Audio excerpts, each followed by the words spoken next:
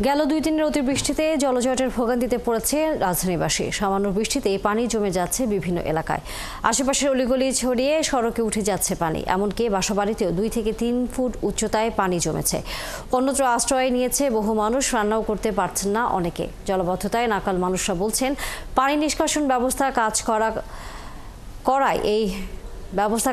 না করায় এই ভোগান্তি। বিস্তারিত সুমন মাহমুদের প্রতিবেদনে। খিলক্ষেত নামাপাড়ার প্রত্যেকটি বাসার দৃশ্য এরকম। প্রায় প্রত্যেকটি বাসায় 2 থেকে 3 ফিট উচ্চতার পানি জমে আছে। গত কয়েকদিনের বৃষ্টিতে এই জলবদ্ধতা তৈরি হয়েছে।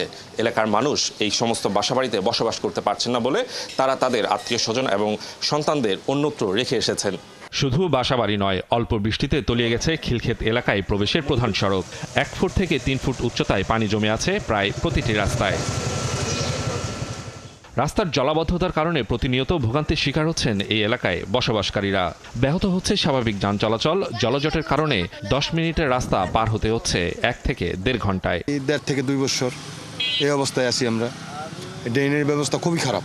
আমাদের অফিস যেতে সমস্যা, আসতে সমস্যা, ইভেন রিক্সা না পাওয়া পর্যন্ত আমাদের অপেক্ষা করতে হয়। এই 300 মিটার কানেক্টেড হওয়ার পরে থেকে এই জায়গাটার মধ্যে মানে আকাশে মেঘ ধরলে পানি জমে যায় অবস্থা। এই বৃষ্টির ভিতরে এই জায়গায় পানি জমে, এই পাশে একটা পুকুর আছে, এই পুকুর থেকে মাছ এই পাশে চলে আসে, পরে আমরা মাছ ধরি, অনেক মজা লাগে আমাদের। বৃষ্টি হওয়ার পর থেকে পানি পর্যাপ্ত পরিমাণ, এবার এই পানি নামতে হলে 1 সপ্তাহের আগে মিনিমাম নামবে না। আমার 6টা ভাড়াটিয়া ছিল, এখন একটা ভাড়াটিয়া কোনো রকম আছে।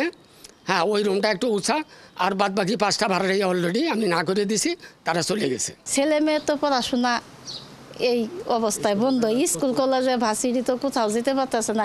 একই চিত্র মিরপুর কালশী এলাকায়। জলাবদ্ধতার কারণে কয়েকটি বস্তিতে মানবেতর দিন যাপন করছে বস্তিবাসী। তারা অভিযোগ করেছেন, জনপ্রতিনিধিরা বারবার আশ্বাস দেয় জলাবদ্ধতা নিরসনের, কিন্তু ভোটের পর তাদের আর দেখা মেলে না, যে কারণে দূর হচ্ছে না জলাবদ্ধতা।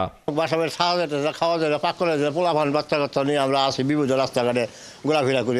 এখানে কিছু প্রভাবশালী লোক আছে, তারা আমাদের খালটা বন্ধ করে দিয়েছে, মাটি ফেলে রাস্তাগুলো বন্ধ করে দিয়েছে। যেখানে আমাদের খাল ছিল প্রায় 15 হাত চড়া, সেখানে আছে এখন 3 ফিট।